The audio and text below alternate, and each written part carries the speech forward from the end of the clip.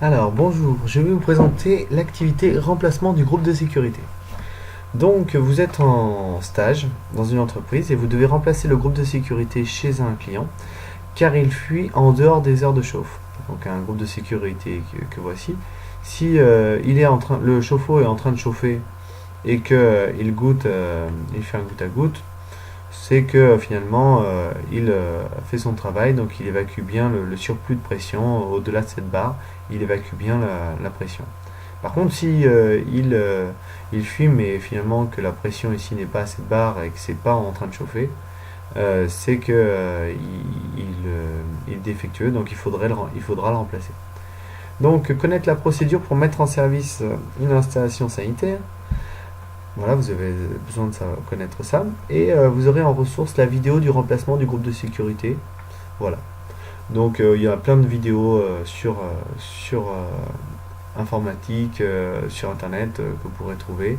À vous de bien les sélectionner et puis de finalement vous aider, vous inspirer aussi de ce qui vous semble le mieux pour le faire. Je serai là aussi pour vous aider aussi à choisir les vidéos. Identifier, donc en fait ici voilà, vous avez un petit tableau qui me permet de vous évaluer sur vos compétences en fonction de l'activité. Voilà, donc c'est moi qui remplirai ce tableau là en fonction de l'activité, si vous avez plus ou moins bien réussi. Pareil ici sur les critères d'évaluation, voilà, je compléterai ici. Grâce au document ressources, donner le symbole et la fonction du groupe de sécurité. Donc je vous donnerai un document ressources que vous pouvez trouver ici. Voilà, c'est la bibliothèque des symboles. Donc vous avez tous les symboles et les fonctions des appareils, des photos des appareils. Donc à vous grâce à ce document, de compléter ce tableau. Voilà. Numéroter l'ordre chronologique des étapes pour remplacer le groupe de sécurité. Alors à votre avis, il y a 1, 2, 3, 4, 5, 6, 7 étapes. Est-ce que vous installez le groupe de sécurité en premier? Est-ce que vous mettez sous tension le chauffe-eau en premier? Donc quand vous allez mettre le chauffe-eau sous tension, bien sûr, il y aura une petite prise à côté du chauffe-eau. En fait, il y a un petit câble ici d'alimentation qui va sur une prise qu'il va falloir tout simplement débrancher. Alors si ça ne va pas sur une prise, ça va sur une boîte de dérivation ou un tableau. Et donc là, il faudra bien débrancher au niveau du disjoncteur et vérifier l'absence de tension. Si vous n'êtes pas sûr qu'il est débranché, il faut toujours vérifier que l'absence de tension avec un VAT, un vérificateur d'absence de tension. Donc on verra ensuite ça on va le voir tous ensemble à l'atelier, comment vraiment mettre hors tension un équipement. Démonter l'ancien groupe de sécurité, voilà. Alors c'est pas dans l'ordre. Vidanger le chauffe-eau en ouvrant la soupape du GS, donc du groupe de sécurité, et en ouvrant le robinet d'eau chaude. Donc le robinet d'eau chaude, vous avez sur le lavabo un robinet, voilà, vous devez bien l'ouvrir et vous ouvrez bien finalement le robinet d'eau chaude, ça permettra de faire un appel d'air. Il faut savoir que ici, le groupe de sécurité, donc en fait pour le vider, vous ouvrez la vanne ici pour vidanger le groupe de sécurité et en même temps vous ouvrez ici le robinet d'eau chaude.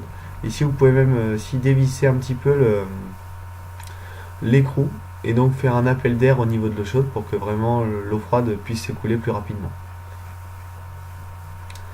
Voilà, remplir le chauffe-eau en eau, évacuer l'air en ouvrant le robinet d'eau chaude.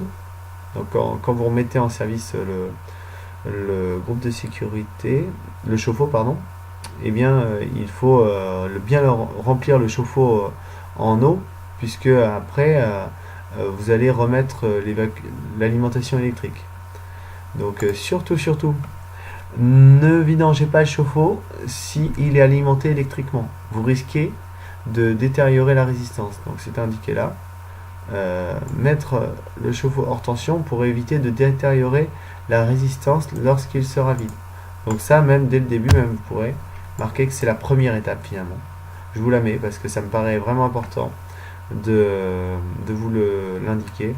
Voilà, c'est la toute première étape qu'il faut faire ici c'est mettre hors tension, donc vraiment c'est la base, et ensuite vous pouvez vidanger le chauffe-eau. Donc là, à remettre bien dans le bon ordre, je vous ai déjà donné un élément, à vous de remettre de 1 à 7 les bonnes étapes dans le bon ordre. Listez l'ensemble des outils et matériels pour réaliser l'activité. Donc en fonction de ce que vous avez vu, de ce que vous pensez avoir besoin, voilà, listez tout ça. Préparez votre poste de travail donc avec les dangers, les dommages et les précautions à prendre. Donc finalement vous avez peut-être des dangers liés à l'eau chaude, liés à l'électricité, liés à plein de choses. Vous pouvez vous couper peut-être, vous pouvez vous faire mal au dos, vous pouvez faire d'autres choses. Donc les dangers, ça peut être finalement un tube chaud, voilà, ou alors un bord de filetage coupant. Les dommages, ça peut être une coupure, une brûlure. Et les précautions à prendre, c'est peut-être de mettre des gants, de faire attention à bien contrôler l'électricité. En fonction des dangers, vous avez des précautions à prendre. À vous de compléter le tableau, c'est très important de prendre conscience des dangers avant de commencer le travail. Faire vérifier votre poste de travail par le professeur. Remplacer le groupe de sécurité en suivant la procédure. Donc là, ça y est, une fois que c'est vérifié, vous remplacez le groupe de sécurité. Et vous prenez des photos de votre réalisation à chaque étape. Donc par exemple, ici, vous avez 7 étapes. Vous devez prendre 7 photos de l'activité. Et à chaque fois, vous les mettez dans le bon ordre et vous me les envoyez par mail ici. Alors vous n'êtes pas obligé de les envoyer directement lors de la séance, mais on va dire que vous les envoyez dans la journée sur cette adresse mail. Analysez votre activité sur les difficultés rencontrées et les points d'amélioration. Donc toujours pareil, vous avez peut-être rencontré des difficultés. Et si l'activité était à refaire, que changeriez-vous? Donc finalement, il y a toujours des choses à améliorer.